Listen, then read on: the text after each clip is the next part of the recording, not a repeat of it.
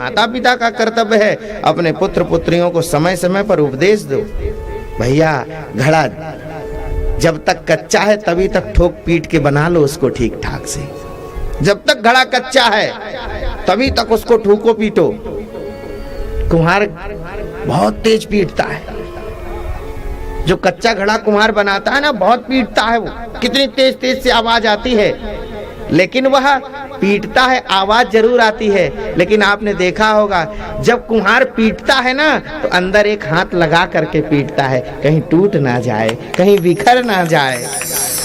इसलिए अपने पुत्र पुत्रियों को समय समय पर प्रेम से समझाओ। और कुम्हार जब घड़ा पक जाता है तो नहीं पीटता, फिर वो जब उसको पका देता है तो फिर वो पीटता नहीं है, ठोकना पीटना बंद कर देता है फिर वो। क्यों? क्योंकि अब ये पक चुका है, अब अगर ठोका तो ये फूट जाएगा। इसलिए तो हमारा शास्त्र कहता है लालयेत 5 वर्षाणि 10 वर्षाणि ताडयेत, लेकिन प्राप्ते तो 16 वर्षे पुत्रम मित्रम समाचरेत। 5 वर्ष तक बालक बालिका का पालन पोषण करना चाहिए, 10 वर्ष तक थोड़ा सा समझा देना चाहिए, खूब समझाना चाहिए समय समय पर। नहीं बेटा, नहीं बेटी, ऐसा नहीं करना चाहिए तुमको, ये अच्छी बात नहीं है, ऐसा काम करना गलत है, ये पाप है।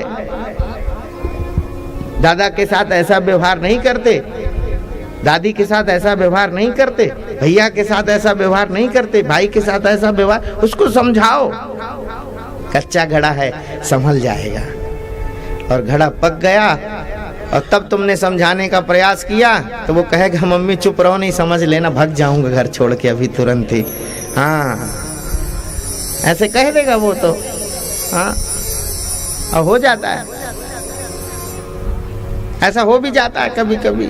बोले घर में हुई खटपट, बोले चल बाबा के मठ पर, मौज से खाएंगे, मौज करेंगे, टेंशन फ्री।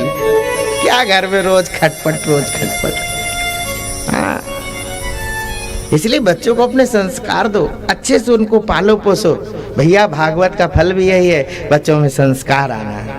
इनमें संस्कार आएगा तो ये धर्म कर्म के मार्ग पर चलेंगे, और धर्म कर्म के मार्ग पर चलेंगे तभी तुम्हारा कल्याण करेंगे। नहीं एक लोटा जल तो जिंदा में नहीं दिए तो मरे पर बिल्कुल नहीं देंगे, ये बिल्कुल नहीं देंगे। सोचो मत कि कहीं जाएंगे प्रयाग में पिंडदान करके आएंगे, गया जी में जाएंगे पिंडदान करके आएंगे, ठेंगा करके आएंगे, ये कुछ ना करेंगे ये तुम्हारे लिए। इसलिए इनको धर्म कर्म सिखा करके जाओ, ऐसा करके जाओ कि जीते जी भी पानी दे, मरने के बाद भी पानी दे दे तुमको, ये ऐसा सिखाओ इनको, सेवा करें। इसलिए हमारे यहाँ इसलिए कहा जाता है भैया पहले स्वयं सुधरो फिर दूसरे को सुधारने की बात कहो।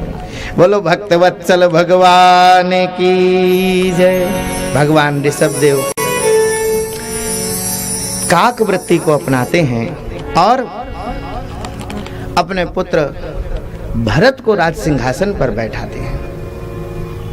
सर्वप्रथम जो बड़े पुत्र हैं भरत, उनको राज सिंहासन पर बैठा देते हैं। पांचजनी के साथ, विश्वावसु की पुत्री पांचजनी के साथ इनका विवाह हुआ और 5 पुत्र भरत जी महाराज के हुए। भगवान ऋषभ अवधूत वृत्ति को अपने जीवन में यापन किया। जडांध मूख बधिर पिशाचोन मादक वधूत वेशो विभास्यमाणोपि जनानाम गृहीत मौन व्रतूषणीम बभूव। इन्होंने जड़ हो गए एकदम, जैसा कोई अंधा बहरा व्यक्ति कुछ किसी काम का नहीं है, ऐसे ही ये जंगल में जा करके और पहाड़ में आराम से सारी सब वृत्तियों को खत्म करके और पड़ गए, कुछ नहीं। जैसे हमारे मलुकदास जी महाराज की एक साखी बड़ी प्रसिद्ध है।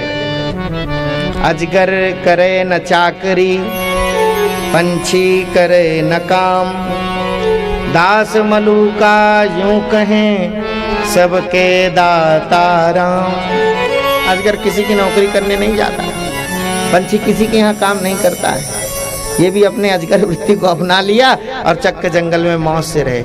यहाँ तक कि अपने मलमूत्र को भी साफ नहीं करते, वहीं पर करके उसी में लौट जाते, लेकिन फिर भी इनके शरीर से दुर्गंध नहीं निकलती, इनके शरीर से दुर्गंध नहीं है। लिखा हुआ है भागवत जी में, पुरीश सुरभि सौगंध वायुस्तम देशम 10 योजनम समन्तात सुरभिम चकार। इनके शरीर से 10 योजन तक दूर महाराज शरीर की सुगंध इतनी तेज है कि 10 योजन तक इनके शरीर की सुगंध फैलती है।